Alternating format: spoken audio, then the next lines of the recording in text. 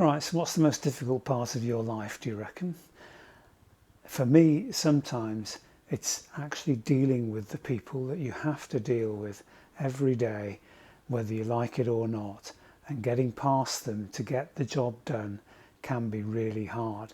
And it can work in your private life as well. So over the years, about 45 years in business, I've worked out ways in which I can achieve what I need to do by getting past the people who tend to block you on your way. So I've learned some tips and tricks which I'm happy to share with you today, and it won't take long.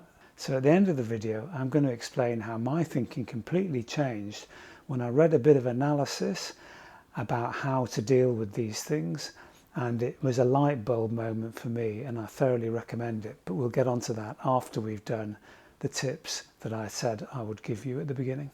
Okay, so tip number one. From the productive point of view, it's pointless expecting these people to change. They either don't recognise the issue at all, or they're not willing to make the change.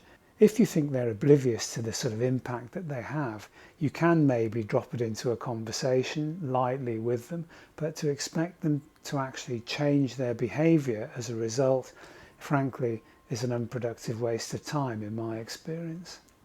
You're best off spending some time consciously thinking about how to deal with these difficult people or a difficult individual.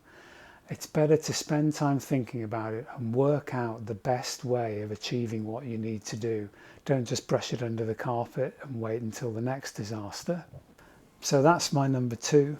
Number three, so this point is where I really started making progress in dealing with these people when I recognised it. You have to try and understand what it is that's actually motivating them to behave in the way that they do.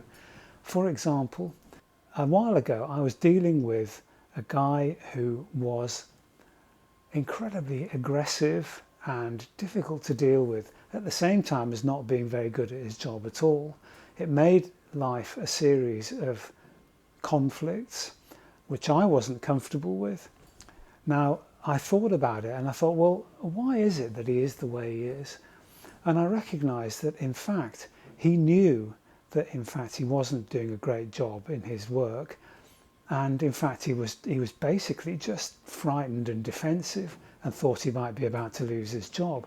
Now, when you get that type of insight into something by thinking about it, working out what's the motivator for these people, you then start thinking, well, okay, if that is the case, how can I deal with him in a way which is less threatening, means that he doesn't have to take extreme positions, means he doesn't have to feel like he has to justify himself all the time. So in that instance, what I did was I stopped trying to get things done in meetings in front of lots of people and started having one-to-ones with him, which basically gave him the feeling that there was less riding on it. There were fewer minutes being taken of meetings. He wasn't on record. We could discuss things without there being so much riding on it, and to some extent it worked really well. So my next tip is to actually plan your interactions with people. Before you have to meet these people, and I'm assuming you don't work with them every minute of every day here, you tend to come across them because sometimes you have to get work done through them. If that's the case, you need to work out in advance what it is that you want to get out of the interaction with him or her. So if you plan your interactions, you can then focus on the things which you definitely need to have happen in the meeting. So here's another tip. I think it's a mistake to sometimes go into things expecting that everybody should like each other. So in work, you don't have to get on with everybody who you work with. It can be quite hard to recognise this because it means in some respects your relationship with them is never going to get off the ground properly. But once you've acknowledged the fact that these people are never going to be your closest personal friends, you can then work on a much more task-orientated basis with them, and maybe the tension which you feel internally can drop away a bit. If you get to the end of the meeting and you haven't had a row with them, you haven't fallen out with them, you have achieved what you needed to achieve, it's a good result. So here's another one as well. it can be really helpful to work out what behaviours you're willing to change in order to accommodate this person. Now you can say, why the hell should I accommodate anybody? This person is an idiot who basically I have to deal with every day. Why should I change what I do? So I would turn that on its head and say, well, the problem is that it's ruining your own day. It probably isn't ruining theirs, but you're the person being affected by it. So maybe you taking control of something which you can impact, which is your own behaviour, maybe that is a way of taking the tension out of it and getting you through the day more successfully. So if you stop and work out areas where you think, it doesn't really matter to me whether they submit their report to me in Word or in Excel. It's irritating that they always do it in Excel, but I can easily just cut and paste it.